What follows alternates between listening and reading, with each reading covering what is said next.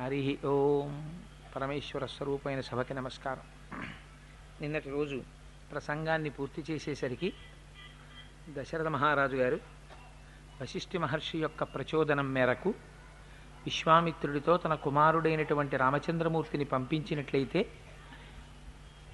విశ్వామిత్రుడి దగ్గర ఉన్నటువంటి ఆ విలువిద్యనంతటినీ ధనుర్వేదానికి సంబంధించినటువంటి మంత్రాలని పొందుతాడని, విశ్వామిత్రుడి రక్షణలో ఉండగా రామచంద్రమూర్తికి ఎటువంటి అపాయము కలుగదని, ఆ మాటకొస్తే అసలు విశ్వామిత్రుడు కొత్త కొత్త అస్త్రములను సృష్టించగలిగినటువంటి గొప్ప శక్తి కలిగిన వాడని, దేవదానవ యక్ష గంధర్వ కిన్నెర కింపురుషులలో విశ్వామిత్రుడికి తెలిసినంత ధనుర్విద్య తెలిసిన వారు వేరొకరు లేరని, ఇది గురుకటాక్షమని, అందుచేత తప్పకుండా పంపించవలసినది అని వశిష్ఠ మహర్షి ప్రబోధం చేస్తే వెంటనే ఆ కుమారుణ్ణి తీసుకొచ్చి సపుత్ర సుపుత్రమూర్ధ్యుపాఘ్రాయ రాజా దశరథ ప్రియం తదౌ కుశికపుత్రాయ సప్రీతేన అంతరాత్మన.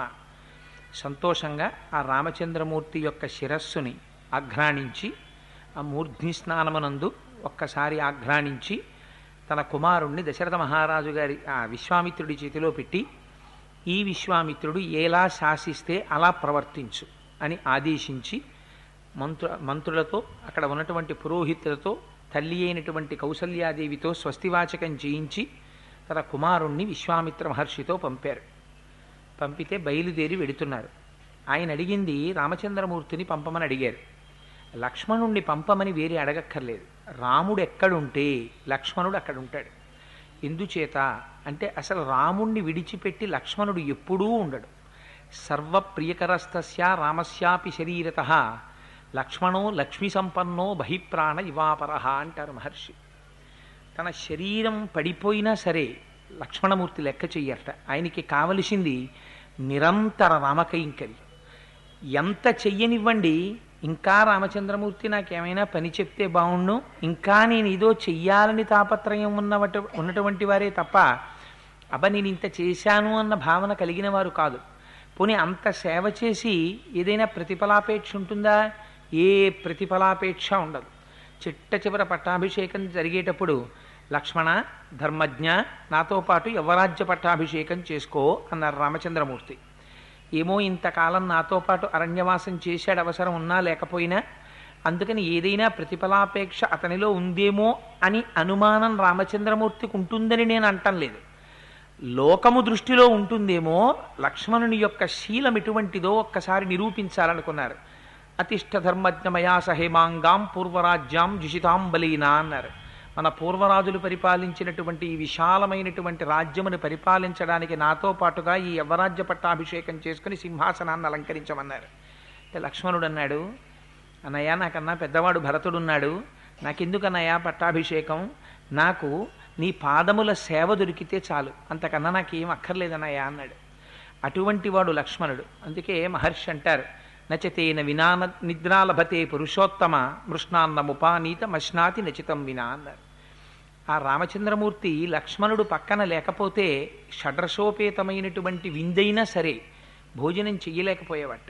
ఎందుకని? సర్వకాలముల యందు పక్కన లక్ష్మణుడు ఉండాలి. బహిప్రాణ యువాపరః రామచంద్రమూర్తి యొక్క బహిప్రాణంగా మెలిగాడు. అందుచేత పక్కన ఆయన ఉంటే తినేవాట, పక్కన ఆయన లేకపోతే నిద్ర కూడా పట్టేది కాదుట. మనిషికి నిద్ర ఆహారము ఈ రెండు చాలా ప్రధానమైనటువంటివి. ఈ రెండు రామచంద్రమూర్తికి ఎవరి మీద ఆధారపడ్డాయి? లక్ష్మణమూర్తి మీద ఆధారపడున్నాయి. అంటే లక్ష్మణుడు రామచంద్రమూర్తి జీవితాన్ని ఎంతగా ప్రభావితం చేసి నిరంతర కైంకర్య సంపన్నుడై రామచంద్రమూర్తి పాదములు పట్టి ఎటువంటి సేవ చేశాడో చూడండి. అందుకే మహర్షి పేరు పెట్టేటప్పుడు ఎంత ఐశ్వర్యం వెనకాతలుంది అని చూసి లక్ష్మీవాన్ అని పిలవలేదు. ఎవడు మనుష్య శరీరంతో వచ్చిన తరువాత ఈ మనుష్య శరీరాన్ని భగవంతుని సేవకి వెచ్చిస్తాడో, ఆ సేవకి వెచ్చించడంలో కూడా ఎంత సేవ చేసినా తనివి తీరక ఇంకా చెయ్యాలి ఇంకా చెయ్యాలి ఇంకా చెయ్యాలన్న తపనతో తాపత్రయంతో భక్తితో చేస్తాడో అటువంటి వాడు శ్రీమాన్. వాడు గొప్ప లక్ష్మీవాన్. ఐశ్వర్యం అంతా వాడిది. అందుచేత మహర్షి లక్ష్మణుడు అని పిలిచినప్పుడు లక్ష్మణమూర్తినే పిలిచారు. నిజానికి లక్ష్మణమూర్తి రామాయణంలో అనుభవించినటువంటి ఆనందం ఏముంది? మహానుభావుడు రామచంద్రమూర్తికి పట్టాభిషేకం జరగకపోతే అందరికన్నా ఎక్కువ ఏడిచినవాడు లక్ష్మణుడే. ఆఖరికి ఎన్ని అనరాని మాటలు అన్నాడంటే, నాకు దశరథ మహారాజు గారు తండ్రే కాడన్నాడు. రామా, నువ్వు అనుజ్ఞి దశరథ మహారాజుని ఖైదు చేస్తానన్నాడు. ఆఖరికి ప్రేమ విపరీతంగా ఉందనుకోండి, ఆ ప్రేమ శంకకి దారితీస్తుంది. తల్లికి బిడ్డల మీద విపరీతమైన ప్రేమ ఉంటుంది. బిడ్డ ఒక అరగంట ఆలస్యంగా ఇంటికి వచ్చాడనుకోండి, వెంటనే తల్లి మనసులో శంక బయలుదేరుతుంది.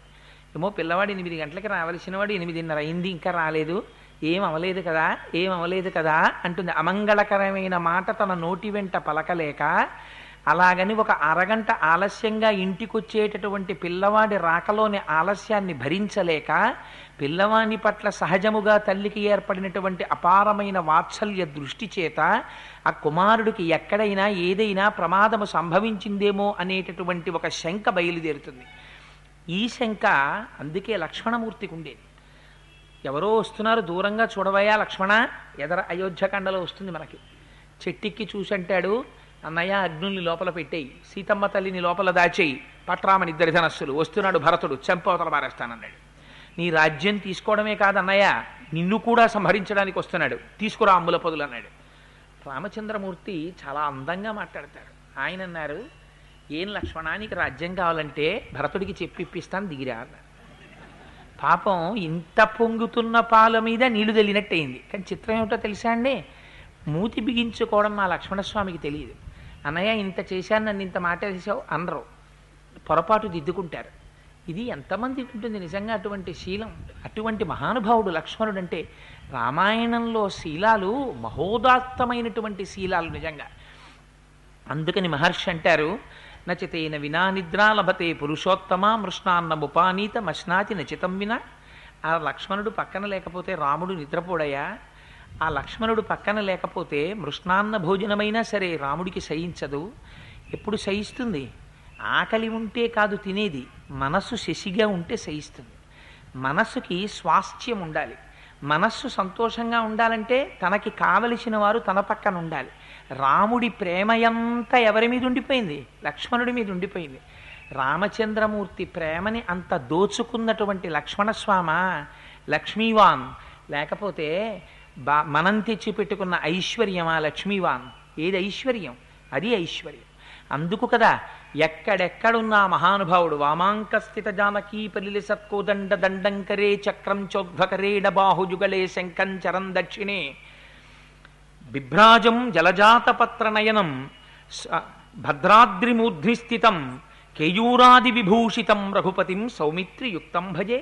ఆఖరికి ఆ భద్రాచలం కొండ మీద తాను రామచంద్రమూర్తిగా వెలియాలనేటటువంటి విషయాన్ని కూడా మరిచిపోయి చతుర్భుజాలతో ఆ పట్టుకోవలసినటువంటి ఆయుధాల్ని కూడా అపసవ్యంగా పట్టుకుని వామాంకస్థిత జానకీ పరిలసత్, ఎడమతొడ మీద సీతమ్మ తల్లిని కూర్చోపెట్టుకుని వెలిసినప్పుడు కూడా శ్రీమన్నారాయణుడిగా పక్కన లక్ష్మణస్వామిని పెట్టుకోవడం మాత్రం మర్చిపోలేదు. సౌమిత్రియుక్తం భజే. అంతగా రామచంద్రమూర్తి యొక్క అనుగ్రహాన్ని ప్రేమని పొందినటువంటి వాడు లక్ష్మణమూర్తి. అందుకని ఆ లక్ష్మణుణ్ణి వేరుగా పిలవక్కర్లేదు, రాముడి వెంట లక్ష్మణుడు. అందుకని రాముడు వెనకాతలే లక్ష్మణుడు కూడా బయలుదేరాడు. ఇద్దరూ కలిసి వెడుతున్నారు. మధ్యలో విశ్వామిత్రుడు నడుస్తున్నాడు, వెనకాతల రామలక్ష్మణులు నడుస్తున్నారు. ఆ రామచంద్రమూర్తి చేతిలో కోదండాన్ని పట్టుకున్నారు, లక్ష్మణస్వామి కోదండాన్ని పట్టుకున్నారు. మనకి వెంకటాచలంలో తిరుపతిలో రామచంద్రమూర్తి దేవాలయం ఒకటి ఉంది. మీరు ఈ మాట మీరందరూ చాలామంది చూసే ఉంటారు, నేను అనుకోవడం కోదండరామస్వామి దేవాలయం అని. ఈ మాట ఎప్పుడైనా వెడితే చూడని వాళ్ళు ఉంటే చూడండి. నిజంగా అక్కడ కుడి చేతి పక్కన ఉంటుంది సీతమ్మ తల్లి, అదో విచిత్రం. నిజంగా ఆ చేతిలో ధనస్సు పట్టుకుని నిలబడతాడు మహానుభావుడు. రామచంద్రుడు ఒక్కడే ఎలా నిలబడతాడు? ఆ చేతిలో కోదండం పట్టుకుని ఆ ధనస్సు పట్టుకుని నిలబడితే ఒక్కసారి ఇలా చూసేటప్పటికి మనకు ధైర్యం వచ్చేస్తుంది. తక్కువేమి మనకు రాముండొక్కడుండు వరకు అంటాడు మహానుభావుడు రామదాసు గారు.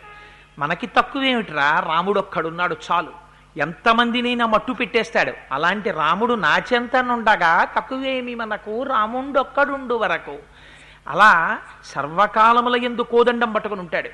ఆ రాముడు చేతిలో ధనస్సు పట్టుకుని, లక్ష్మణుడు ధనస్సు పట్టుకుని, ముందు విశ్వామిత్రుడు నడుస్తుంటే వెనక ఇద్దరు పిల్లలకి ఎన్నేళ్ళు?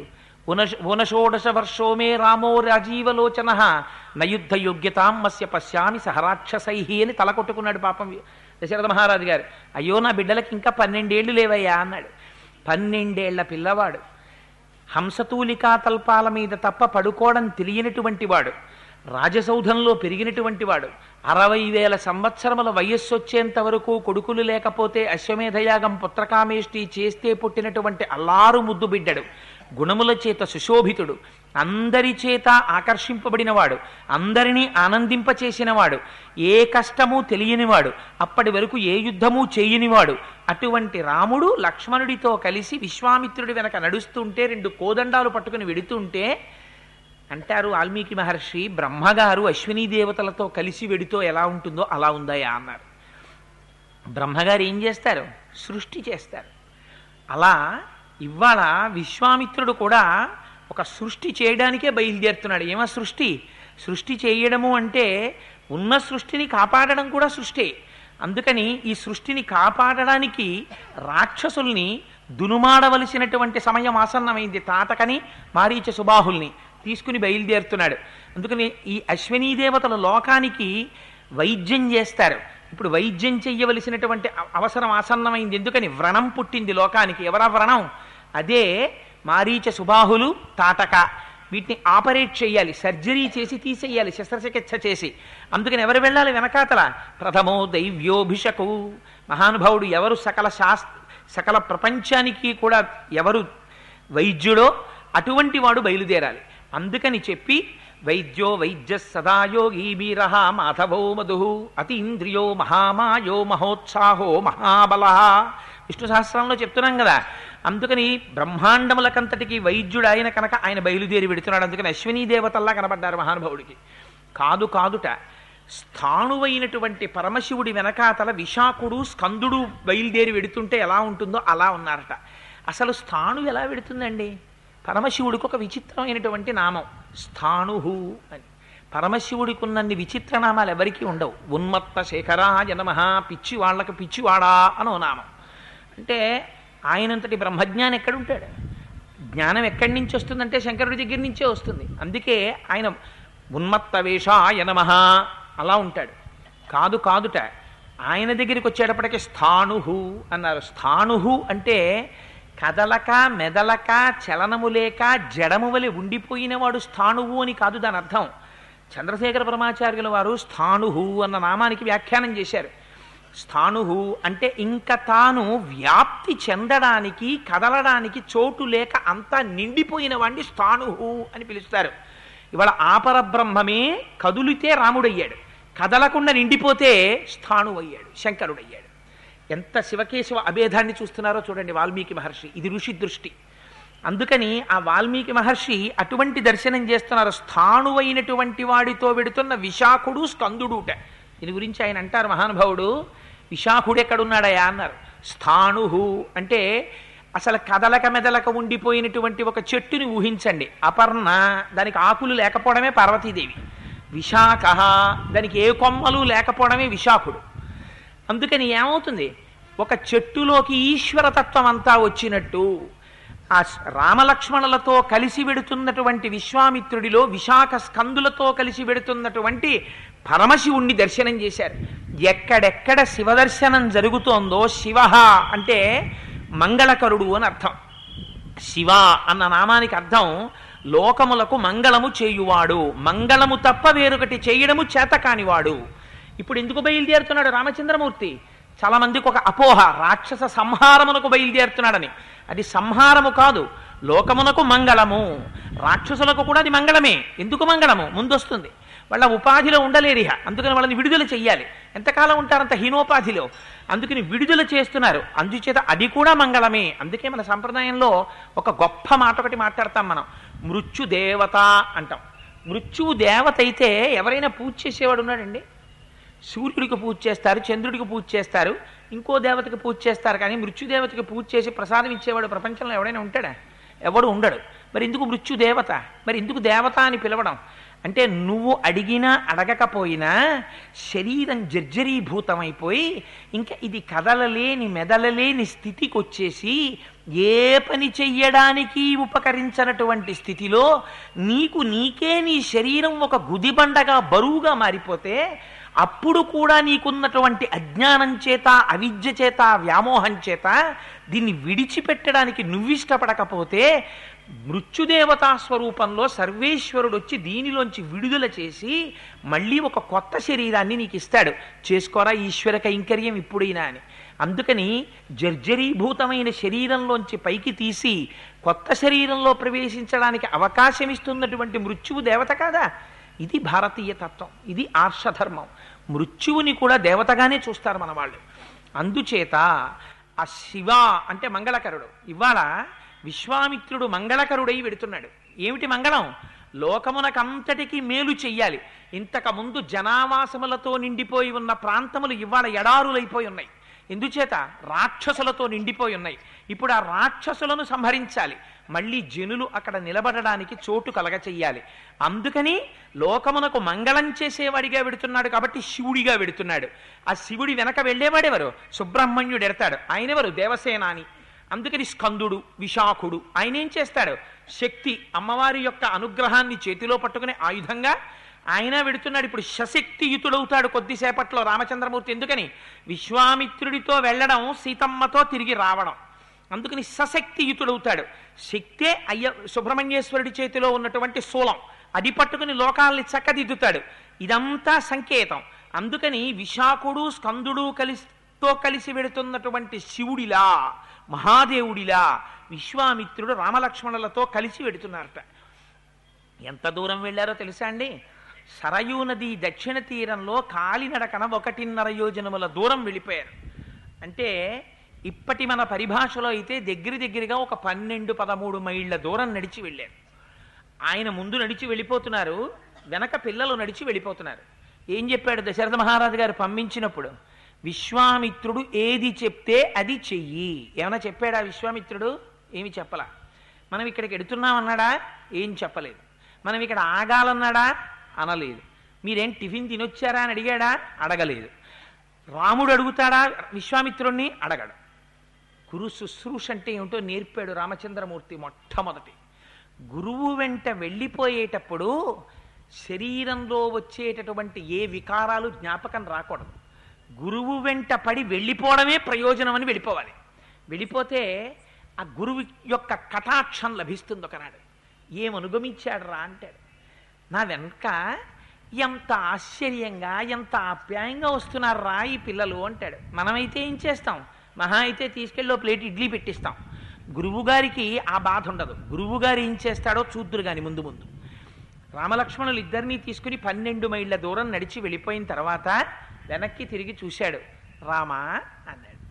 ఏమిటి ఆనందం ఆ పిల్లాన్ని చూసి పిలవడంలో? ఏమి శీలవంతుడవయ్యా తండ్రి, 12 సంవత్సరాల వయస్సులో హంసతూలికా తల్పముల మీద పడుకున్నవాడివి, కష్టమంటే తెలియనివాడివి, గురువు వెంట మీ తండ్రి వెళ్ళమంటే అదే పనిగా నా వెంట బయలుదేరి వచ్చేసావా? అలసట అనిపించడం లేదా? ఎక్కడికెళ్ళాలని అడగవా అనుకున్నాడు. అనుకుని విశ్రమించారు. చీకటి పడింది.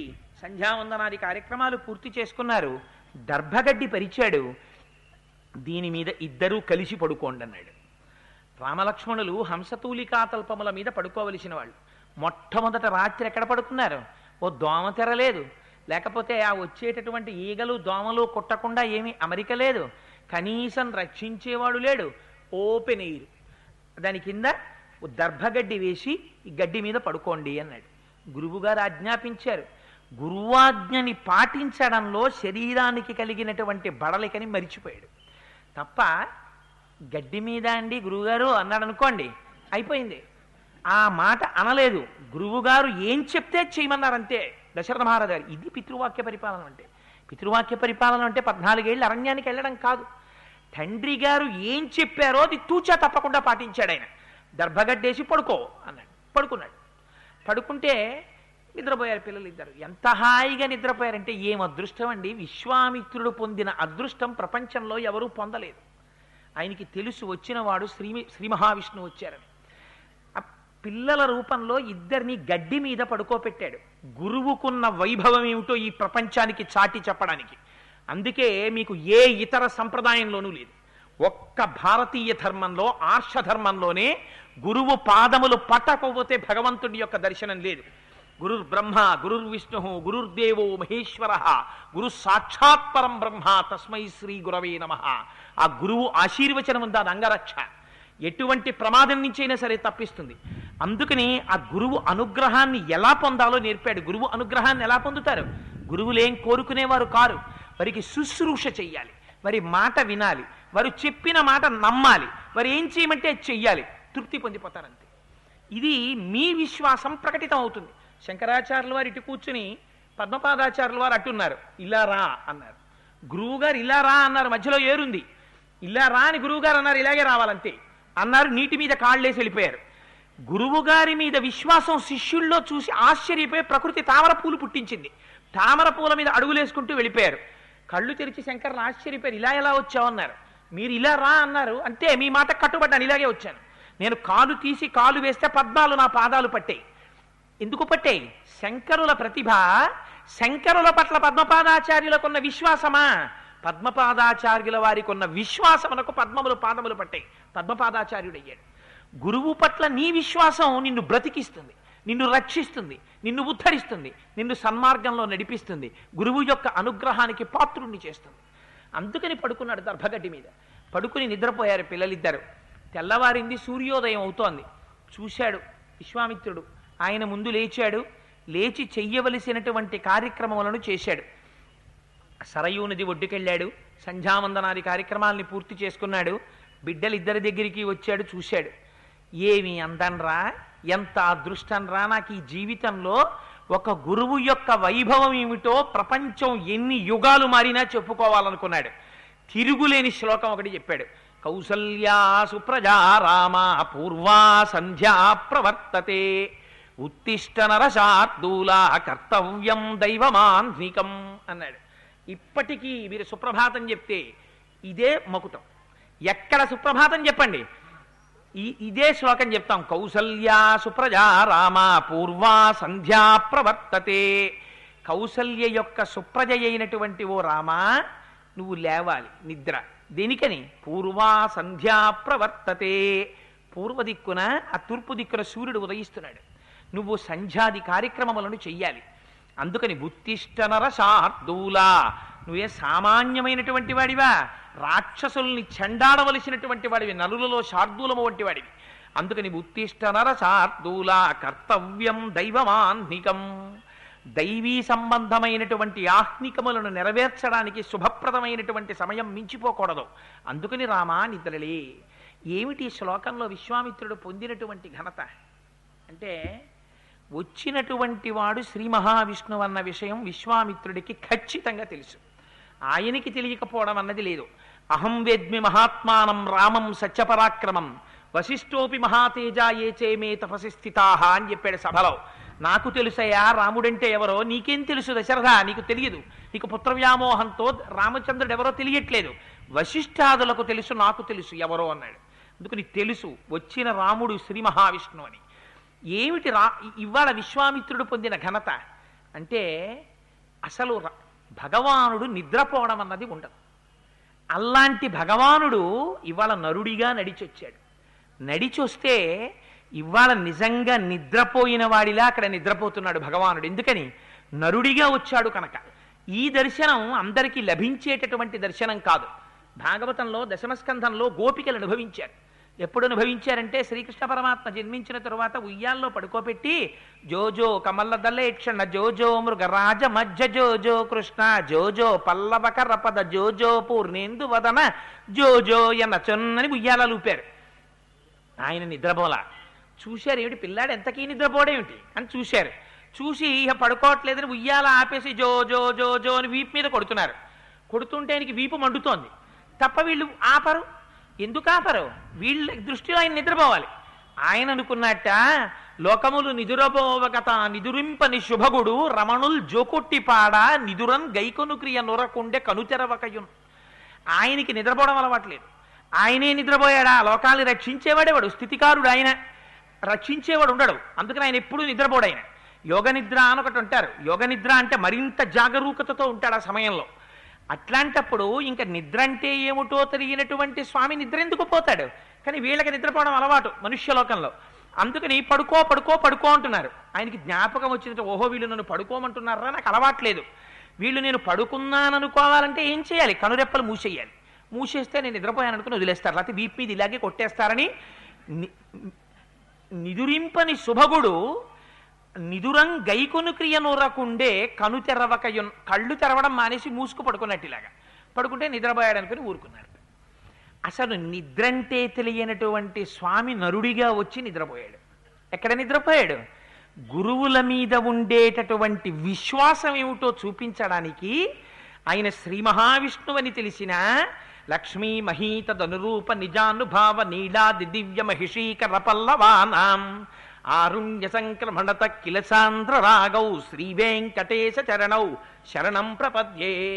ఎక్కడో ఆదిశేషుడి మీద ఇలా చెయ్యి పెట్టుకుని పడుకుంటే శ్రీదేవి భూదేవి రెండు పాదములు ఒత్తుతుంటే అలవోకగా ఇలా చూస్తూ ఉండేటటువంటి స్వామి ఇవాళ గురువు యొక్క శాసనాన్ని అనుసరించి తన పట్ల భక్తితో, తాను వారి పట్ల భక్తితో ఉండవలసిన వాడు నరుడిగా వచ్చినందుకు తన పట్ల గౌరవంతో దర్భగడ్డి మీద పడుకున్నాడు, నిద్రపోయాడు.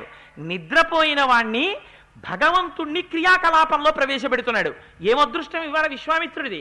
అది ఆ అవకాశాన్ని జార విడుచుకోకూడదు. అందుకని కౌసల్యా సుప్రజా రామ, కౌసల్య యొక్క సుప్రజ అన్నాడు. ఏ దశరథ మహారాజు గారి కొడుక అని అనకూడదా అంటే పెద్దలు అన్నారు. అక్కడ ఒక చిన్న అక్కసు ఉందిట విశ్వామిత్రుడి మనస్సులో. ఇచ్చేస్తాను, నీకేం కావాలంటే ఇది ఇచ్చేస్తాను, నీకేం కావాలంటే ఇది ఇచ్చేస్తానన్నాడు. నీ కొడుకునివ్వయా అన్నాడు. నీకెందుకయ్యా, నేనున్నాను, నా రక్షణలో ఏమీ జరగదయా, రాముడు మారీచ సుబాహుల్ని వధిస్తాడన్నాడు. నమ్మలా దశరథ మహారాజు గారు.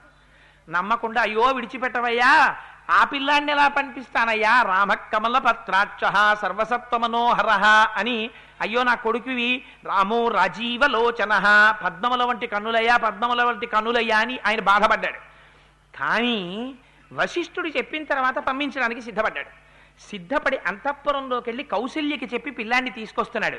అసలు నిజంగా ఇన్నాళ్ళు బిడ్డలకి నోచుకోనటువంటి కౌసల్యకి ఉన్నది ఒక్కడే ఒక్క కొడుకు, రామచంద్రమూర్తి.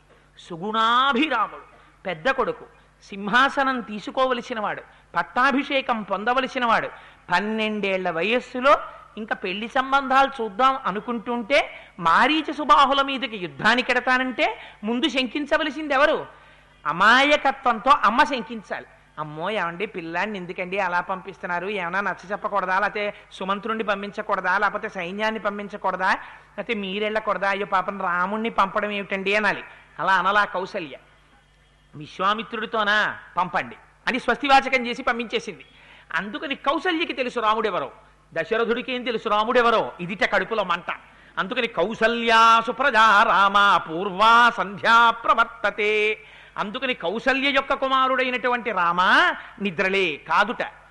అజాయమానో బహుధా విజాయతే, అంతటా నిండి నిబిడీకృతమైనటువంటి పరమాత్మ ఒకరి గర్భంలో ఎందుకుంటాడు? ఆయనకి ఒక అమ్మ కడుపులో 12 నెలలు ఉండవలసినటువంటి అవసరం లేదు. అటువంటి వాడు ఆయన తత పద్మపలాసాక్ష కృత్మాత్మానం చతుర్విధం పితరం రోచయామాసారదా దశరథం రూపం. దశరథుండి తండ్రిగా ఎంచుకుని దాశరథిగా జన్మించడానికి కౌసల్యా గర్భాన్ని ఎంచుకున్నాడు. సుమిత్ర కైకేయి కూడా ఉన్నారుగా, అయినా కౌసల్యా గర్భాన్ని ఎంచుకున్నాడు. ఎందుకని? మహాధర్మమూర్తి, విశేషించి అపారమైనటువంటి సత్వగుణ సంపన్నురాలు. అటువంటి కౌసల్య ఏమీ అదృష్టమయ్యా నిజంగా! ఇన్ని బ్రహ్మాండములను కాపాడవలసినటువంటి వాడు, కాపాడగలిగినటువంటి వాడు చిన్న శిశువై ఆ కడుపులో పడుకున్నాడా? అంతకన్నా గొప్ప కోసమని ఇలా పడుకున్నావా గడ్డి మీద? ఇవాళ నీకన్నా నన్ను పెద్దవాణ్ణి చేశావు, గురువుని గొప్పవాణ్ణి చేశావు, నా మాటకి లొంగి హంసతూలికా తల్పం మీద పడుకోవలసిన వాడివి, ఆదిశేషుడి మీద పడుకోవలసిన వాడివి, దర్భగడ్డి మీద పడుకున్నావు.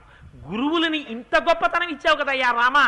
నిన్ను నిద్ర లేపకపోతే ఒక గురువుగా ప్రవర్తించడంలో నేను వైఫల్యం చెందుతాను. గురువు దేనికి లేపాలి శిష్యుల్ని? గురువు నిద్ర లేపేది, రే మీ అందరూ లేవండి కాసేపు కబాడీ ఆడుకోండి అని లేపడు గురువు. ఎందుకు లేపుతాడు? గురువు నోటి వెంట ఏదొచ్చినా దైవంతో అనుసంధానం చేస్తాడు. నోరు విప్పి మాట్లాడితే గురువులనేటువంటి వచ్చేటటువంటి మాటలు శిష్యుల్ని ఎప్పుడూ భగవంతుడి వైపుగా నడిపించేవై ఉంటాయి. అందుకని పిల్లలైనా వాళ్ళని లేపినప్పుడు ఏ మాట చెప్పాడు? కౌసల్యా సుప్రజా రామ పూర్వా సంధ్యా ప్రవర్తతే. సూర్యోదయం అయిపోతోంది. అందుకని నువ్వేం చెయ్యాలి? ఉత్తిష్ట నరశార్దూలా, నువ్వు లేవాలి. కర్తవ్యం దైవమాన్నికం, అదిగో పూర్వ సంధ్యావందనం చెయ్యాలి. ఆ పొద్దున్న ఉదయకాలంలో చెయ్యవలసినటువంటి సంధ్య ఆచరించాలి. అందుకని రామా లే అని లేపేరట. ఇంతటి అదృష్టాన్ని ఈ శ్లోకం ద్వారా గురువుల యొక్క వైభవాన్ని ఆవిష్కరించారు. ఒక గురువు అవసరమైతే భగవంతుడిని గడ్డి మీద పడుకోబెట్టగలడు. నిద్రలేని పరమాత్మని నిద్రపుచ్చి నిద్ర నుంచి పైకి లేపి అసలు కర్తవ్యం లేనటువంటి పరమాత్మకి కర్తవ్య బోధ చెయ్యగలడు. ఇది గురువు యొక్క వైభవం. ఆర్షధర్మంలో గురువుకి ఎంత పెద్ద పీట వేస్తారో చూపించడానికి రామచంద్రమూర్తి నిద్రపోయారు. నిద్రపోయి విశ్వామిత్రుడికి అటువంటి మకుటంతో శ్లోకం పలికేటటువంటి అదృష్టాన్ని ఇచ్చారు.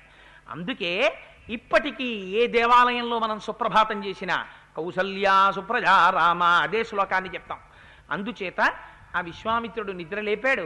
పిల్లలిద్దరూ లేచారు, వెళ్ళారు, సంధ్యావందనాది కార్యక్రమాలన్నీ పూర్తి చేసుకున్నారు. పూర్తి చేసుకున్న తర్వాత ముగ్గురు కలిసి అక్కడ ఉన్నారు. ఉన్నప్పుడు ఎప్పుడైతే పిల్లలు తన వెనకాతల ఎక్కడికెడుతున్నామని కూడా అడగకుండా వస్తున్నారో పరవశించిపోయాడు నిజంగా విశ్వామిత్రుడు. ఆ పిల్లల యొక్క క్రమశిక్షణ పట్టుదల చూసి ఆశ్చర్యపోయి ముందు రోజు రాత్రే ఒక విచిత్రమైన పని చేశాడు. ఆ పిల్లలిద్దరినీ కూర్చోపెట్టి, రామా ఒక్కసారి గృహాణవత్స సలిలం మా భూత్కాలస్య పర్యయ మంత్రగ్రామం గృహాణత్వం బలామతి బలాంస్తథా. రామా ఒక్కసారి కూర్చుని ఆచమనం చెయ్యి, నీకు బల అతిబల అనేటటువంటి 2 విద్యల్ని ఉపదేశం చేస్తున్నాను. గురువు యొక్క అనుగ్రహానికి నోచుకుంటే ఎలా ఉంటుందో చూడండి. ఏం చేశారు రామలక్ష్మణులు? విశ్వామిత్రుడి వెంట 1.5 యోజనాల దూరం ఎక్కడికి అని కూడా అడగకుండా నడిచి వెళ్ళిపోయారు.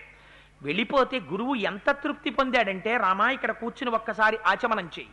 మంత్రగ్రామం గృహాణత్వం బలామతి బలాంస్తథా. మంత్రగ్రామం అంటే మంత్రముల యొక్క సముదాయాన్ని నీకు ఉపదేశం చేసేస్తున్నాను. వీటిని బల అతిబల అంటారు. ఇవి బ్రహ్మదేవుని యొక్క కుమార్తెలు. ఈ 2 విద్యలు, ఈ 2 విద్యలు నీకు ఉపదేశం చేస్తున్నాను. ఇవి పొందితే నీకేమవుతుంది? నశ్రమో నజ్వరో వాతేన రూపస్య విపర్యయ. దానివల్ల నచ సుప్తం ప్రమత్తం వా దర్శయిర్షంతి నైరుతాహ. నువ్వు ఈ బల అతిబల అనేటటువంటి విద్యల్ని ఉపదేశం తీసుకుని మనస్సులో స్మరిస్తూ ఉండడం చేత నీకు వీటి వల్ల ఆకలి వెయ్యదు, దప్పిక కలగదు. నచ సుప్తం ప్రమత్తం వా దర్శయిర్షంతి నైరుతాహ. నువ్వు నిద్రపోతున్నప్పుడు కానీ, లేచి ఉన్నప్పుడు కానీ, ప్రమత్తుడవై ఉన్నప్పుడు కానీ, అప్రమత్తుడవై ఉన్నప్పుడు కానీ, నిద్రలో ఉన్నప్పుడు కానీ రాక్షసులు నిన్ను చెనకలేరు. పైగా దీనివల్ల నీలో విశేషమైనటువంటి తేజస్సు ఆవిష్కరింపబడుతుంది. దీనితో పాటుగా గొప్ప సమయస్ఫూర్తి, బుద్ధియందు ప్రచోదనము, విషయం వెంటనే సందర్భానికి అనుగుణంగా జ్ఞాపకానికి రావడము, జ్ఞాపకానికి వచ్చి సమాధానం చెప్పడంలో, ప్రశ్న వేసినప్పుడు సమాధానం చెప్పడంలో ఇలా సమాధానం ఎవరు చెప్పగలరు అన్న రీతిలో చెప్పగలిగినటువంటి బుద్ధి యొక్క నైపుణ్యము నీ యందు ప్రకాశిస్తాయి. అందుచేత రామ ఈ 2 విద్యల్ని నువ్వు తీసుకోవలసింది అని చెప్పి ఆ బల అతిబల అనేటటువంటి విద్యల్ని ఉపదేశం చేశారు. ఆ 2 విద్యల్ని ఉపదేశం పొంది దానివలన అలసట ఉండదు రామచంద్రమూర్తికి. అందుకని సంతోషంగా రామచంద్రమూర్తి తర్వాత లక్ష్మణమూర్తికి ఉపదేశం చేశారు. విశ్వామిత్రుడి దగ్గర రాముడు ఉపదేశం పొందాడు, రాముడు లక్ష్మణుడికి ఉపదేశం చేశారు. చేసిన తర్వాత పడుకున్నారు. పడుకున్న తర్వాత కౌసల్యా సుప్రజా రామ పూర్వా సంధ్యా ప్రవర్తతే అని నిద్రలేపారు. సరే, ముగ్గురు కలిసి బయలుదేరి ఆ ముందుకి నడుచుకుంటూ చాలా దూరం వెళ్ళారు. వెళ్ళిన తర్వాత గంగా సరయు అనబడేటటువంటి ఈ 2 నదులు కలిసేటటువంటి సంగమ స్థానం దాకా వెళ్ళారు. వెళ్ళిన తర్వాత ఈ సరయూ నది అయోధ్య పక్కన ప్రవహించి వెడుతూ ఉంటుంది. మేము మొన్న ఉత్తర భారతదేశ తీర్థయాత్ర వెళ్ళినప్పుడు వెళ్ళాం, కానీ బాగా చీకటి పడ్డాక వెళ్ళాం ఏమా. అందుకని ఆ సరయూ నది గంగానదితో కలుస్తూ ఉంటుంది. ఆ సరయూ నది గంగానదితో కలిసేటటువంటి ప్రదేశానికి ఆ దగ్గరికి వెళ్ళారు. వెళ్ళిన తరువాత అక్కడ ఒక గొప్ప ఆశ్రమం ఒకటి కనపడింది. కనపడితే ఆ ఆశ్రమం కనపడినప్పుడు రామచంద్రమూర్తి అడిగారు, తా ప్రయతౌ మహావీర్యౌ దివ్యాం త్రిపదగాం నదీం దదృశౌతే తతస్త్రస్య సరైవా సంగమే శుభే. అది చూసి ఇదేమిటి ఇక్కడ ఈ ఆశ్రమం, ఇక్కడ గంగా సరయూ నదుల సంగమ స్థానం కదా, ఈ ఆశ్రమం ఎవరిది అని అడిగారు. అడిగితే విశ్వామిత్రుడు చెప్పడం మొదలుపెట్టారు.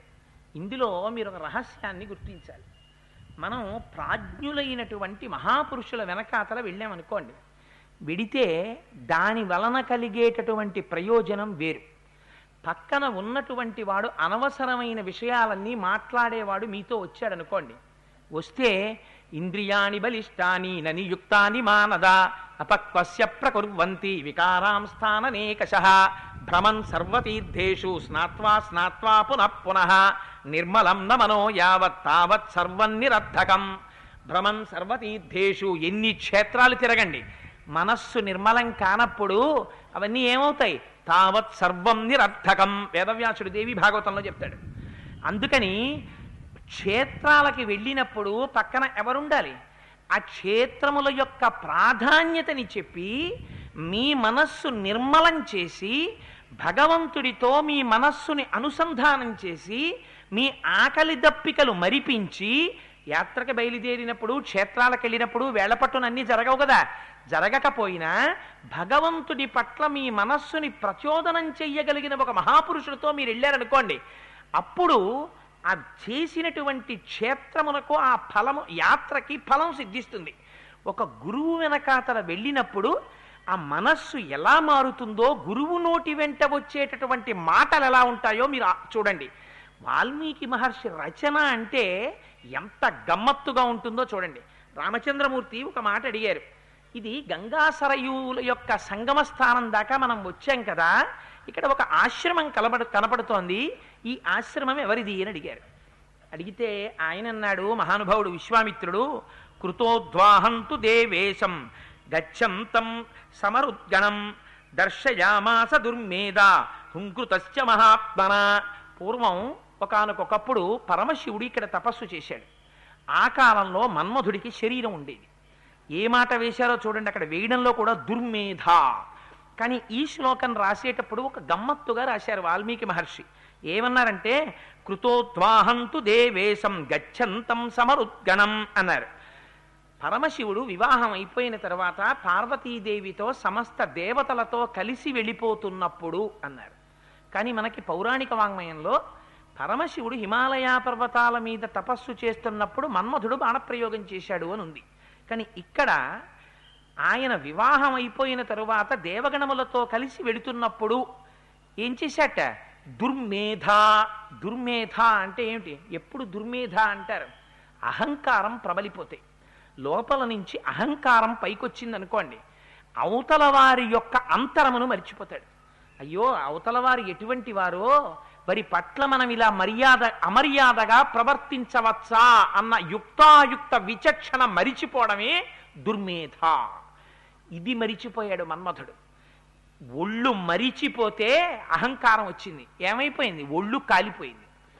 ఏం చేశాడు? దుర్మేధాయై శంకరుడు పార్వతీదేవితో కలిసి వెడుతుంటే, బహుశಃ ఈ శ్లోక అన్వయానికి, పౌరాణిక వాంగ్మయాన్ని పక్కన పెట్టండి, మన్మధుడు బహుశః అని ఉంటాడు. ఏమని? నేను చేసిన బాణప్రయోగం వల్ల పార్వతీదేవిని వివాహం చేసుకున్నామని.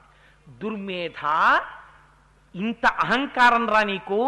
నాకు కింకరుడవై నీవిచ్చిన శక్తితో ప్రాణుల మీద ప్రాణములు వేసి బ్రతికేటటువంటి అల్పజీవి నా మీద బాణములు వేశానని ప్రగల్భములు పలుకుతావా అనుకున్నట్ట పరమశివుడు.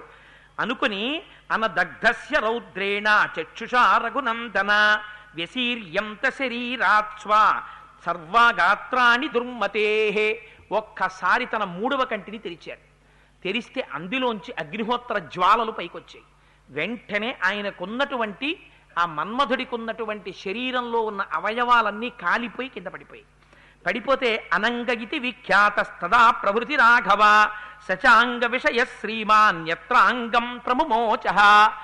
ఎప్పుడైతే అక్కడ కందర్పుడు అంటే మన్మధుని యొక్క అవయవములన్నీ పరమశివుని యొక్క మూడవ కంటి మంట చేత కాలి కింద పడిపోయాయో ఆయన అనంగుడైపోయాడు.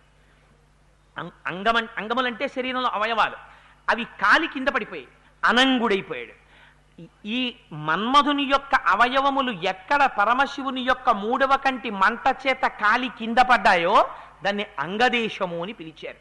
అందుచేత ఈ దేశానికి అంగదేశము అని పేరు వచ్చింది. నేను ఇలా అన్నానని అనుకోకండి, మనం ఒక్కొక్కరితో ఒక్కొక్క క్షేత్రానికి వెడతాం. ఎందుకు పనికి వస్తుందో తెలుసా అండి? మీరు క్షేత్రానికి వెళ్ళండి, ఆనంద నిలయానికి వెళ్ళండి, గుళ్ళోకి వెళ్ళండి, పక్కన రొద, అక్కడ కూడా కాకినాడ విషయాలే, అక్కడ కూడా కుటుంబ విషయాలే, అక్కడ కూడా సంసార విషయాలే, అక్కడ కూడా అహంకారమే. ఒక్కొక్కడితో మీరు వెళ్ళారనుకోండి, ఎవరో ప్రసాదాలు ఇస్తున్నారనుకోండి గుళ్ళో, ఇలా ప్రసాదం ఇచ్చి ఇలా అంటుంటే ఎవరో ₹100 పెడుతున్నాడు అనుకోండి, వీడు ప్రసాదం పుచ్చుకోవడం మీద ఉండదు వీడి నిబద్ధత. వీళ్ళకి చాలా వస్తుందేమండి, సాయంకాలం అయినప్పుడు కనీసం రోజుకో ₹100 రాదు, ఇదే ఇదే బెటర్ గురుగారు ఈ పోస్టు అంటాడు. వాడి దృష్టి ఎక్కడ ఉంటుంది? ఎప్పుడు అక్కడే ఉంటుంది. వాళ్ళు గుళ్ళో ఇంత చక్కెర పొంగలి ఇంత పులిహార ఇచ్చారనుకోండి, ఎందుకండి ఇంత చక్కెర పొంగలి పులిహార, ఇన్ని లడ్లు ఇస్తే బాగుంటుంది కదా అంటాడు. పోనీ లడ్లు ఇచ్చారనుకోండి, ఆ లడ్డు బయటికి వచ్చేది ప్రసాదం రా, స్వామి అనుగ్రహం రాది అని వాడు నోట్లో వేసుకోడు. లడ్డండి పూర్వం ఇంతంత ఉండేవంటాడు. అంతుంటే నీకెందుకు, ఇంతుంటే నీకెందుకు, అది ఈశ్వరానుగ్రహం. అనుగ్రహాన్ని అనుగ్రహంగా తీసుకో. పక్కన ఉన్నటువంటి వాడు క్షేత్రాలకి వెళ్ళినప్పుడు, యాత్రకి వెళ్ళినప్పుడు సక్రమంగా ప్రవర్తించని వాడితో మీరు వెళ్ళారనుకోండి, మీ బుద్ధి కూడా కల్మషమైపోతుంది. అందుకని వెళ్ళినప్పుడు అక్కడ చెప్పేటప్పుడు అది మీ బుద్ధిలో కూడా మార్పు తీసుకొచ్చేదై ఉండాలి. ఇది గురువు అంటే. విశ్వామిత్రుడు ఎంత అందంగా మాట్లాడాడో చూడండి. ఇవాళ ఒక రాతిని పట్టుకొని శిల్పి నిర్దాక్షిణ్యంగా ఉలిపెట్టి సుత్తి పెట్టి కొడతాడు. కొడితే ముక్కలు పెచ్చులు ఎగిరిపోతాయి. కన్ను చెక్కుతుంటాడు, కను లోపల ఉన్న గుడ్డు చెక్కుతుంటాడు. చెక్కేటప్పుడు సన్నటి ఉలి తీసుకుని ఆ గుడ్డు దగ్గర పెట్టి పెచ్చు ఎగిరిపోకుండా జాగ్రత్తగా సన్నటి సుత్తి పెట్టి కొడతాడు. కొట్టిన తరువాత ఆ కనుగుడ్డుకు ఆకారం వస్తుంది. వచ్చిన తర్వాత అందులోంచి శ్రీ మహావిష్ణువు యొక్క స్వరూపం వస్తుంది. వచ్చిన తర్వాత ఇదే శిల్పి ఆ విగ్రహాన్ని ఒక వాహనం మీదకి ఎక్కిస్తాడు. దాని మీద ఎక్కి కూర్చుంటాడు, ఏ కాళ్ళ మీదో. దాన్ని దింపేస్తారు. దింపేసిన తర్వాత దాన్ని పడుకోబెడతారు. దానికి సంప్రోక్షణ చేస్తారు. సంప్రోక్షణ చేసిన తర్వాత ప్రాణప్రతిష్ఠ చేస్తారు. ప్రాణప్రతిష్ఠ చేసిన తరువాత ఈ శిల్పి కూడా ఏం చేస్తాడు? ఇలా 2 చేతులు ఉంచి నమస్కరించి, నేను ఇంకా చాలా ఇటువంటి మూర్తులను చెక్కే అదృష్టాన్ని నాకు ఇమ్మని అడుగుతాడు. గురువు ఎటువంటి వాడో తెలుసా అండి? మిమ్మల్ని చెక్కుతాడు. తన మాటలనేటటువంటి ఉలిని పెట్టి ఎక్కడెక్కడ ఎంత ప్రమాణంలో కొట్టాలో కొట్టి మీలోంచి ఒక అపురూపమైన శిల్పాన్ని తీసుకొస్తాడు. విశ్వామిత్రుడు మాటలకున్నటువంటి గొప్పతనాన్ని వాల్మీకి మహర్షి బయట పెడుతున్నారు. ఎప్పుడు దుర్మేధ, అహంకారం బయటికి వస్తే దుర్మేధ. ఈ దేశం అంగదేశం అయిపోయింది. ఇందువల్ల మన్మధుడికున్నటువంటి అవయవాలు కాలిపోవడం వల్ల. ఇందువల్ల కాలిపోయే శంకరుణ్ణి అధిక్షేపించడం వల్ల. ఇప్పుడు ఏం తెలుసుకోవాలి రామచంద్రమూర్తి? భక్తుల పట్ల, భగవంతుడి పట్ల, పెద్దల పట్ల ప్రవర్తించవలసిన రీతిలో ప్రవర్తించకపోతే తనకి జరిగిన అవమానంతో ఆ పేరుతో ఊళ్ళు రాజ్యాలు వస్తాయి. వచ్చిన ప్రతివాడు ఇందుకు ఇది అంగదేశం అయిందని చెప్పుకుంటాడు. ఎంత అవమానం! ఎంత అందంగా చెప్పారో చూడండి. ఇది ఈ ఆశ్రమం ఏమిటి అని అడిగారు. అడిగితే ఇంత అందంగా విశ్వామిత్రుడు చెప్పాడు. గురువు శిష్యుణ్ణి మలచడం అంటే అది. అందుకునన్నాడు వశిష్ఠుడు, విశ్వామిత్రుడి వెంట పంపు, ఎటువంటి రాముడు తయారై వస్తాడో చూడు అన్నాడు. అది గురువు వెంట శిష్యుడు వెళ్ళడం వెనకాతల ఉన్న ప్రయోజనం. సరే, అప్పుడు ఒక మాట చెప్పారు. చూశావా రామా, ఇక్కడ ఒక గమ్మత్తుంది. ఆనాడు పరమశివుడు కూడా ఇక్కడ తపస్సు చేశాడు. పరమశివుడు తపస్సు చేస్తుండగా సాక్షాత్తుగా శంకరుడికి శిష్యులై ఇక్కడ కొంతమంది ఉండేవారు. ఉండి ఆయన్ని సేవించారు. ఆ తర్వాత పరమశివుడు దేవతలతో కలిసి, పార్వతితో కలిసి కైలాస పర్వతానికి వెళ్ళిపోయాడు. వెళ్ళిపోయినా కూడా ఆ శంకరుడి యొక్క శిష్యులు ఉన్నారు. ఆ శిష్యుల పాదములు పట్టి పరంపరాగతంగా అలా సేవ చేసుకుంటూ వచ్చారు. వీళ్ళకున్న గొప్పతనం ఏమిటో తెలుసా? వీళ్ళకి పాపం లేదు అన్నాడు. పాపం అంటే ఏమిటి? పాపం అంటే భగవంతుణ్ణి చేరకుండా అడ్డు వచ్చేటటువంటి ప్రతిబంధక రూపమైనటువంటి విఘ్నమునకు పాపము అని పేరు. మీరేదో రామాయణం విందామని బయలుదేరాను అనుకోండి, అప్పుడే అయినవాడు ఎవడో వస్తాడు, చుట్టాలు. అయిపోయింది ఆ రోజు. ఎందుకు అయిపోయింది? చుట్టము రూపములో రామాయణ శ్రవణము జరగకుండా మీ పాపము ప్రతిబంధక రూపమై అడ్డు వచ్చినది. అందుకని అంటారు శంకర భగవత్పాదులు సౌందర్యలహరిలో, శివశక్త్యాయుక్తో యది భవతి శక్త ప్రభవితుం నచేదేవం దేవో నకలు కుశల స్పందితుమపి అతస్త్వామారాధ్యాం హరిహర విరించాదిభిరపి ప్రణంతుం స్తోతుం వా కథమకృత పుణ్య ప్రభవతి. ప్రణంతుం నమస్కారం చెయ్యాలన్నా, స్తోతుం వా 4 మాటలు చెప్పాలన్నా, కథమకృత పుణ్య ప్రభవతి, చేసిన పుణ్యం లేకపోతే ఎలా చేయిస్తారా నీతో అని ప్రయత్నపూర్వకంగా మనుష్య జన్మలో చేసుకోవాలి. అందుకని వీరు పాపము లేనివారు. ఆనాడు శంకరుడితో ప్రత్యక్ష శిష్యరికం చేసిన వారి దగ్గర నుంచి ఈనాటి వరకు ఉన్న వీరెవ్వరూ పాపము లేనివారు. అంటే భగవంతుణ్ణి చేరడంలో ప్రతిబంధకములు లేనివారు. వీరందరితో కలిసి రామా ఇవాళ పడుకో. ఇప్పుడు మహదైశ్వర్యం అయోధ్యలో ఉందా, అంతఃపురంలో ఉందా? గురువుల మాట విని ఆత్మదర్శనం చేసుకుని సత్యనిష్టతో పరంపరాగతంగా ఆ గురువుల యొక్క పాదములు పట్టి ఆ పర్ణశాలలో ఉండిపోయి తపస్సు చేస్తున్న వీళ్లలో ఉందా? ఇలాంటి చోట పడుకోపెట్టాడు విశ్వామిత్రుడు. ఈ సత్యనిష్ట, ఈ తపోనిష్ట, ఈ ఆత్మబలం రాముడికి ఎక్కడి వరకు పనికొచ్చిందో తెలుసా అండి? యుద్ధకాండలో యుద్ధం చేస్తున్నప్పుడు కూడా, రాజ్యాన్ని తృణప్రాయంగా విడిచిపెట్టినప్పుడు కూడా, సత్యమేవేశ్వరో లోకే సత్యం పద్మాశ్రితా సదా సత్యమూలాని సర్వాణి సత్యాన్నాస్తి పరమం పదం అన్నాడు. తండ్రినంత గౌరవించాడు. ఎక్కడి నుంచి వచ్చాయి ఇవన్నీ? గురువుతో తాను తిరిగినప్పుడు గురువు చెప్పినటువంటి కథలలోంచి వచ్చాయి. లేకపోతే రామాయణం బాలకాండ మళ్ళీ మనం చెప్పుకుంటే అప్పుడెప్పుడో అంగదేశం ఏర్పడింది, అప్పుడెప్పుడో మన్మధుడు కాలిపోయాడు, ఇప్పుడెప్పుడో మనం చెప్పుకోవడం ఎందుకు దాన్ని? కాదు, రామాయణం ఎప్పటికీ మృత సంజీవని. నువ్వు ఎలా బ్రతకాలో రామాయణం నేర్పుతుంది. అందుచేత అటువంటి పాపము లేని వారందరూ ఈ ఆశ్రమంలో ఉన్నారయ్యా అని చెప్పారు. వారితో కలిసి ఆ రోజు రాత్రి నిద్రపోయారు. మరునాడు ఉదయం లేచిన తరువాత ఒకరు లేపవలసినటువంటి అవసరం లేకుండా రామలక్ష్మణులు లేచి కాలకృత్యాదులు తీర్చుకుని సంధ్యావందనాది కార్యక్రమాలు పూర్తి చేసుకున్నారు. అక్కడ ఉండేటటువంటి ఋషులకి ఎంత ప్రీతో చూడండి. వారందరూ పొద్దెక్కిపోతోంది, పడవ ఏర్పాటు చేశాం, గంగా నదిని ఆ పడవ మీద దాటమని అడిగారట విశ్వామిత్రుడిని రామలక్ష్మణులతో కలిసి. విశ్వామిత్రుడికి ఎదురొచ్చారు. ముందు రోజు అర్ఘ్యపాద్యాదులు ఇచ్చారు, పూజించారు. ఇవాళ పడవ ఏర్పాటు చేశారు. విశ్వామిత్రుడు రామలక్ష్మణులతో కలిసి పడవ ఎక్కారు. వెళ్ళిపోతోంది పడవ. వెళ్ళిపోతుంటే ఒక పెద్ద శబ్దం వచ్చింది. ఆ నదిలో కొంత దూరం వెళ్ళిన తర్వాత రాముడికి ఉన్న గొప్పతనం ఏమిటో తెలుసా అండి? ప్రశ్న అడగడంలో అందం ఉండాలి. తనకి తెలుసుకోవడానికి అవకాశం ఉన్న మహాపురుషుడు తన పక్కనున్నప్పుడు ఆ సమయాన్ని మీరు వాడుకోలేకపోయారనుకోండి, జీవితంలో మళ్ళీ అలా సమయం వస్తుందని మీరు ఊహించలేరు. మీ అదృష్టం ఆయన మీ పక్కన ఉన్నాడు, మీరు వినియోగించుకోవాలి. వినియోగించుకున్నారా ఉద్ధరింపబడతారు. మీరు వినియోగించుకోలేదు, ఏమైపోతుంది? ఆయనకు వచ్చిన నష్టం లేదు. సత్సంగత్వే నిస్సంగత్వం నిస్సంగత్వే నిర్మోహత్వం నిర్మోహత్వే నిశ్చలతత్వం నిశ్చలతత్వే జీవన్ముక్తి. నీకు సమయం వృధా అయిపోయింది, ఆయనకు వచ్చిన నష్టం ఏముండదు. అందుకని ప్రతి విషయాన్ని అడుగుతాడు రాముడు. విశ్వామిత్రుణ్ణి అడిగాడు, మహాప్రభో గంగలో పడవలో ప్రయాణం చేస్తుంటే ఇక్కడి దాకా వచ్చేసరికి బ్రహ్మాండమైనటువంటి చప్పుడు వస్తోంది, ఏదో నీరు బద్దలైపోతోందా అన్నంత చప్పుడు వస్తోంది. అధరామస్మరిన్ మధ్యే ప్రపచ్చముని పొంగవం వారిణో విద్యమానస్య కిమయం తుములోత్థని. స్వామి ఎందుకయా ఇంత ధనుస్తోంది ఇక్కడ? ఏదో నది బద్దలైపోతున్నంత చప్పుడు వస్తోంది, ఎందుకు వస్తోందో చెప్పవలసింది అని అడిగారు.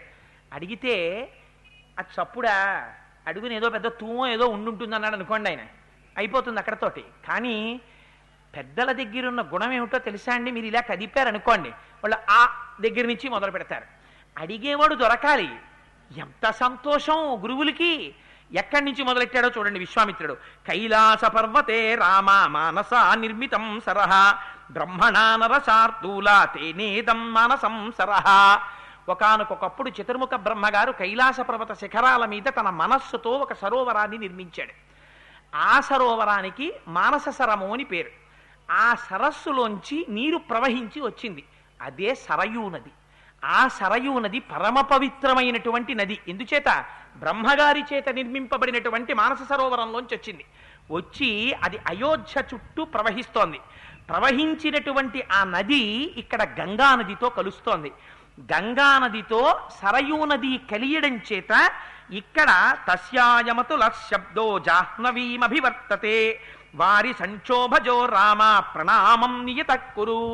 రామా, ఇక్కడ గంగా సరయూ నదులు కలుస్తున్నాయి, ఇది నదీ సంగమ స్థానం, ఒక్కసారి నమస్కారం చేయి రామా అన్నారు. అంటే వెంటనే రాముడు ఆ రెండు నదులు కలుస్తున్న చోట నమస్కారం చేశాడు. ఇప్పుడు మీకు ఒక అనుమానం రావాలి. గంగా సరయూ నదులు కలుస్తున్నాయి. అడిగిన ప్రశ్న ఏమిటి? ఎందుకు ఆ చప్పుడు వచ్చిందని అడిగారు. 2 నదులు కలుస్తున్నాయి, బాగుంది, నమస్కారం చేయందుకు అంటే నది మనకి జీవితంలో ఒక పాఠం నేర్పుతుంది. నది పరమ పవిత్రంగా పుట్టింది సరయు. పుట్టిన సరయు అక్కడ ఉండిపోదు. పర్వతాల మీద పుడతాయి నదులు. పర్వతాల మీద పుట్టినటువంటి నదులు పర్వతాల మించి ప్రవహించి వెళ్ళిపోతుంటాయి. వెళ్ళిపోతున్నప్పుడు ఆ కొండల మించి కింద పడిపోతాయి. కింద పడిపోయినప్పుడు పెద్ద పెద్ద బండలకి వాటి తలలు తగిలి చిందరవందరగా చిమ్ముకుంటాయి. అంటే తల పగిలిపోయినంత బాధ కలిగింది. ఆగిపోయిందా నది? ఆగదు. ఎవరు నదికి ఇదిగో సముద్రం ఇక్కడుందని ఎవరు దారి చూపించరు. వెళ్ళిపోతుందంతే నది. అలా వెళ్ళిపోతుంటే ముళ్ళ పొదలు అడ్డొస్తాయి, ఒళ్ళంతా గీరేస్తాయి. ముళ్ళ పొదలు గీరుతున్నాయని నది ఆగిపోదు, వెళ్ళిపోతుంది. ఒక మహాత్ముడు వస్తాడు, అందులో నిలబడి స్నానం చేసి అర్ఘ్యమిస్తాడు. ఇక్కడ ఒక మహాత్ముడు స్నానం చేశాడని నది ఆగదు, వెళ్ళిపోతుంది. ఇంకొక దుర్మార్గుడు వస్తాడు, మలమూత్రములు విసర్జిస్తాడు, నన్ను కలుషితం చేశాడని నది బెంగపెట్టుకోదు, వెళ్ళిపోతుంది. గోతులలో పడుతుంది, పైకి లేస్తుంది, ఒడులు తిరుగుతుంది, సుడులు తిరుగుతుంది, వంకర్లు తిరుగుతుంది, పరిగెడుతుంది పరిగెడుతుంది పరిగెడుతుంది పరిగెడుతుంది, చిట్ట చివరికి వెళ్ళి సముద్రంలో కలిసిపోతుంది. సముద్రంలో కలిసేంత వరకు నది తన ప్రయాణాన్ని ఆపదు. నరుడు కూడా తన ప్రయాణాన్ని ఈశ్వరుడిలో కలిపే వరకు తన అనుష్ఠానం ఆగకూడదు. భక్తి చేత జ్ఞానము, జ్ఞానము చేత మోక్షము కలిగే వరకు నడుస్తూ ఉండాలి. నదులు మనకి మార్గాల్ని ఉపదేశిస్తాయి. పైగా సంజీవనం సమస్తస్య జగత సలిలాత్మిక భవయిత్యుచ్యతే మూర్తిర్భవస్య పరమాత్మనః. నదుల రూపంలో, నీటి రూపంలో ఉండి పరమాత్మ మనందరినీ బ్రతికిస్తున్నారు. అందుచేత గంగా సాక్షాత్ శంకరుడి యొక్క శిరస్సుని తాకి వచ్చింది. సరయు బ్రహ్మగారి యొక్క మనస్సు చేత నిర్మింపబడింది. ఆ 2 కలుసుకుంటున్నాయి. ఈ 2 కలుసుకోవడం పరమ పవిత్రమైనటువంటి సంగమస్థానం. అందుచేత ఇక్కడ మనం నమస్కారం చెయ్యాలి. అందుకని రామ నమస్కారం చెయ్యి అన్నారు. ఎంత గౌరవం నేర్పారండి, ఎంత భక్తి నేర్పాడండి మహానుభావుడు. అంతేకాని నది మీద పడవెక్కి వెళ్ళిపోతూ ఆ నదిలో చేతులెట్టి పెట్టకూడనివన్నీ నదిలో పెట్టి అక్కడి నుంచి ఆ నదిని మనకి ఇప్పటికీ సంప్రదాయంలో గోదావరి నది మీద రైలు వెళ్ళిపోతుంటే పావలాలు ₹10 తీసి ఇప్పటికీ నదిలో విసురుతుంటారు. ఎందుకు అలా నదిలో విసిరారు అని మీరు అడిగారు అనుకోండి, అదో ఛాదస్తం అండి అంటారు కొంతమంది. ఛాదస్తం కాదు. భారతీయ సంప్రదాయంలో నది అంటే చాలంత గౌరవిస్తారు. ఎందుకని అది మనని బతికిస్తోందని ఒకటి, ఆ నది మనకి జీవితంలో పాఠం నేర్పుతోందని ఒకటి. అందుచేత భగవంతుణ్ణి చూడగానే ద్రవ్యం ఎలా సమర్పిస్తామో పురుషార్థంగా నదిని చూడగానే అలా ఓ పావలాకా చేస్తారు పెద్దలు. అది వారి భక్తికి ప్రతీక. అందుచేత ఇది పరమ పవిత్రమైనటువంటి నదుల యొక్క సంగమస్థానం. ఇక్కడ నమస్కారం చేయి రామా అన్నారు. అనగానే ఆయన మహానుభావుడు విశ్వామిత్రుడు చెప్పడమే తర్వాయి వెంటనే ఒక నమస్కారం చేశారు. బయలుదేరి ఆ గంగా నదిని దాటారు. దాటి పడవ ఆవలి ఒడ్డుకి చేరింది. చేరిన తర్వాత పడవలోంచి దిగారు.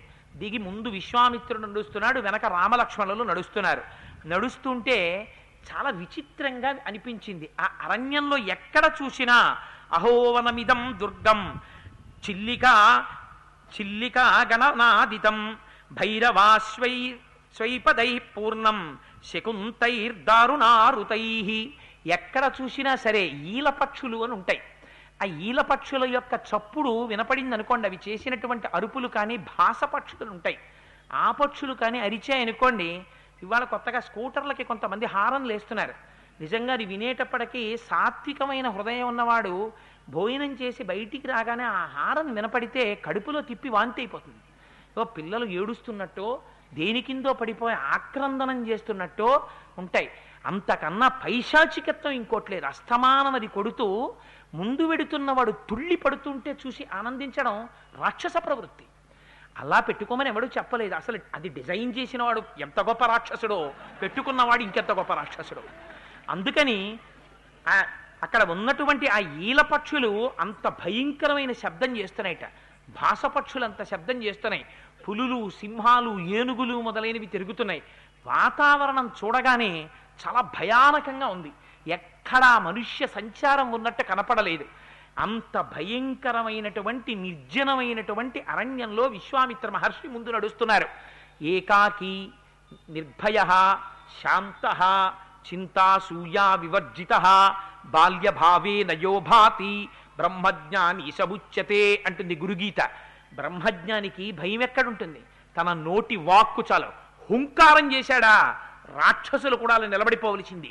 ఎక్కడ భయం ఉంటుంది విశ్వామిత్రుడికి? తీసుకెడుతున్నాడు వెనక రామలక్ష్మణుల్ని. వాళ్ళు అడిగారు ఆశ్చర్యపోయి, బ్రహ్మన్ ఏమిటిది ఇలా ఉంది ఇక్కడంతాను అని అడిగారు. అడిగితే ఆయన అన్నారు, ఏతౌ జనపదౌ స్పీతౌ పూర్వం అస్తాం నరోత్తమ మలాదశ్చ కరూషాశ్చ దేవ నిర్మాణ నిర్మితౌ. పూర్వకాలంలో ఇక్కడ మలదము కరూశ్చము అని చెప్పి రెండు బ్రహ్మాండమైనటువంటి జనపదాలు ఉండేవి. కానీ ఇవాళ దురదృష్టం ఏమిటంటే ఎంతో మంది జనులతో ఎంతో సంతోషంగా ఎంతో ఆనందంగా ఉండవలసినటువంటి ఈ పట్టణాలు ఇవాళ అలా లేవు. దీనికంతటికీ కారణం ఒక యక్షకాంత తాటక అనబడేటటువంటి స్త్రీ రాక్షసిగా మారి ఇక్కడ ఉన్నటువంటి జానపదులందరినీ కూడా హింస చేస్తోంది అన్నారు. అంటే రామచంద్రమూర్తికి ఆశ్చర్యం వేసింది. అదేమిటి అసలు ఇలా ఈ జానపదాలు ఎందుకు ఏర్పడ్డాయి, ఎందుకు అలా అయ్యాయి అని అడిగారు. అడిగితే పురావృత్రవ్రధే రామ మలేన సమభిప్లుతం క్షుదా చైవ సహస్రాక్షం బ్రహ్మహత్య సమానిషత్ తమిదం స్నాపయం దేవా ఋషయశ్చ తపోధనాః కలశై స్నాపయామాసూర్మలం చాస్య ప్రమోచయన్. ఒకానొకప్పుడు వృత్రాసురుడనేటటువంటి ఆయన్ని దేవేంద్రుడు సంహరించాడు. ఆయన బ్రాహ్మణుడు. వృత్రాసురుణ్ణి సంహరించడం చేత బ్రహ్మహత్యాపాతకం ఇంద్రుడికి వచ్చింది. ఇంద్రుడికి బ్రహ్మహత్యాపాతకం అంటుకోవడం వల్ల రెండు విచిత్ర లక్షణాలు వచ్చాయి. శరీరంలో మలం పుట్టడం ప్రారంభమైంది. దానితో పాటుగా ఆకలి అనేటటువంటి లక్షణం బయలుదేరింది. వాళ్ళు అమృతపానం చేసిన వాళ్ళకి ఆకలి దప్పులు ఉండవు. అటువంటి వాడికి ఆకలేయడం మొదలెట్టింది. దానితో పాటుగా మలము అంటే అశుచి. జ్ఞాపకం పెట్టుకోండి, మనకి కళ్ళు, చెవులు, ముక్కులు, నోరు వీటన్నింటిలోంచి మలం ఊరుతుంది. అందుకే పెద్దలు అంటారు, నిద్రపోయి లేస్తే స్నానం చేస్తే తప్ప దేవాలయానికి వెళ్ళకూడదు. ఎందుకంటే మీరు నిద్రపోతే ఈ నవరంధ్రాలలోకి కూడా మలం వచ్చి నిలబడుతుంది. అందుకని ఆ మలం ఊరడమే అశుచి కలగడం, శౌచము తగ్గిపోతుంది. అందుకని అశౌచం వస్తోంది, ఆకలి వేస్తోంది ఇంద్రుడికి. ఈ రెండు లక్షణాలు ఎందుకు వచ్చాయి? ఆయనకు ఉండకూడదు. అవి బ్రహ్మహత్యాపాతకం వల్ల వచ్చాయి. ఎంతటి వాడైనా బ్రహ్మహత్య చేస్తే ఎలా అనుభవించవలసి వస్తుందో చెప్తున్నాడు విశ్వామిత్రుడు. ఇది రామచంద్రమూర్తి యొక్క శీలాన్ని దిద్దింది రాబోయే రోజుల్లో.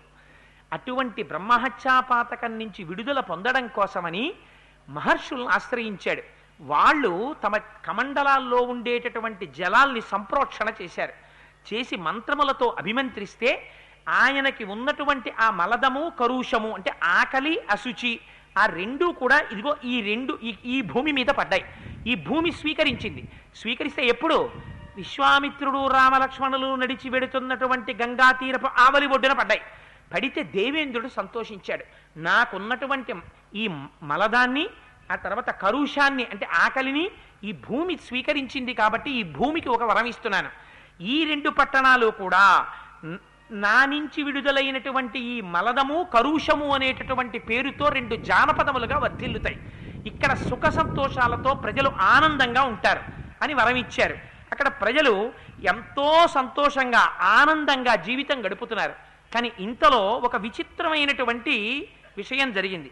ఏమిటి ఆ విషయం అంటే, కస్యచిత్తథ కాలస్య యక్షీ వై కామరూపిణి బలం నాగసహస్రస్య ధారయంతి తదాహ్యుభూత్ తాటకా నామ భద్రంతే భార్యా సుందస్య ధీమతః మారీచో రాక్షస పుత్రో యస్యాస్య పరాక్రమః. ఒకానొకప్పుడు పూర్వకాలంలో ఒక యక్షుడు ఒక ఆయన ఉండేవాడు. యక్షులకంత బలం ఉండదు. అదే రామచంద్రమూర్తి అడిగారు. అందున యక్షకాంత, ఆవిడికంత బలం ఉండకూడదు కదా.